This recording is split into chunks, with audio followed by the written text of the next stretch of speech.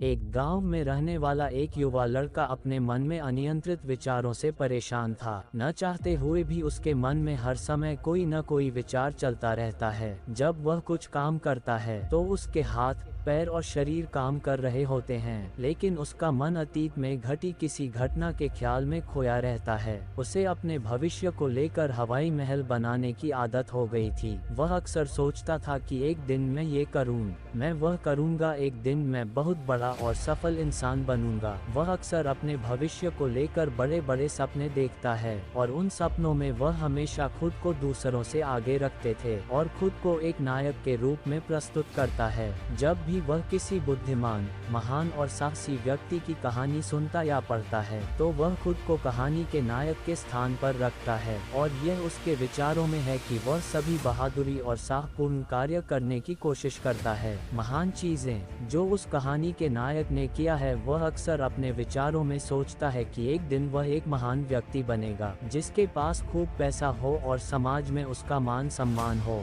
वह एक बहुत ही सुंदर और सुशील लड़की से शादी करेगा और सुखी जीवन व्यतीत करेगा। वह कई वर्षों से ऐसा सोच रहा था। उसे लगा कि उसकी जिंदगी अचानक बदल जाएगी, वह अचानक सफल हो जाएगा, लेकिन आज तक ऐसा कोई चमत्कार नहीं हुआ। दरअसल समय बीतने के साथ साथ उसकी हालत खराब होती जा रही थी और इसका सबसे बड़ा कारण उनका एक्शन न लेना था, यानी काम न करना। उसके बड़े बड़े सपने थे और वह अपने विचारों में भविष्य के लिए बड़ी बड़ी योजनाएं भी बनाता था, लेकिन उन्होंने अपने सपनों को हकीकत में बदलने के लिए कभी कोई ठोस कदम नहीं उठाया। लेकिन उन्होंने कभी भी खुद को कड़ी मेहनत करने के लिए प्रेरित नहीं किया। नतीजा ये हुआ कि अब उनकी उम्र 25 साल से ज्यादा हो गई है, लेकिन आज तक उन्होंने किसी सपने को हकीकत में बदलते नहीं देखा था। इसलिए अब उस व्यक्ति को भी इस बात का एहसास होने लगा कि वह अपने ही दिमाग के बनाए विचारों के जाल में फंस गया है, जिसे वो अपने ख्यालों में अपने सपनों के बारे में सोचकर खुश रखता है और असल दुनिया में वो उन सपनों को पूरा करने के लिए कभी कोई प्रयास नहीं करता है। उसे पता होता है कि उसके दिमाग में फालतू के ख्याल भरे पड़े हैं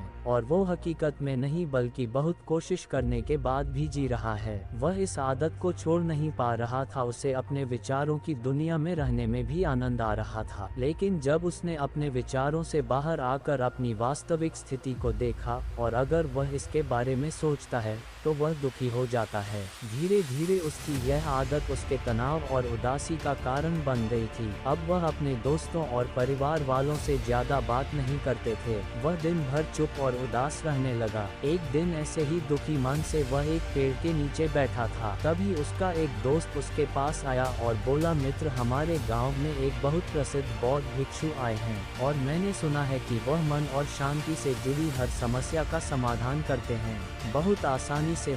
मुझे लगता है आपको कम से कम एक बार उनसे मिलना चाहिए, वह आपकी समस्या का समाधान कर सकता है।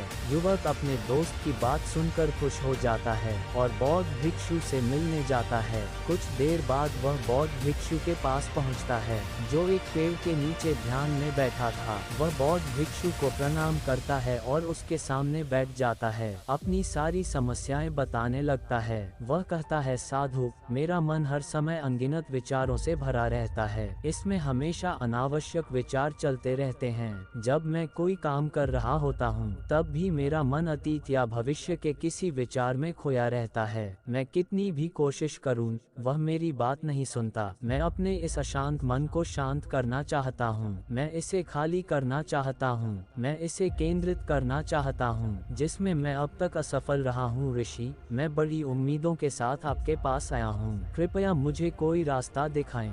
उस युवक की सारी बातें ध्यान से सुनने के बाद बौद्ध भिक्षु ने कहा, जीवन सुखी और मन तभी शांत होगा जब तुम जो गलतियां कर रहे हो उन्हें करना बंद कर दोगे। आप क्या गलतियां कर रहे हैं और अपना दिमाग कैसे साफ करें, आज मैं आपको इसके बारे में विस्तार से बताऊंगा। ध्यान से सुनो।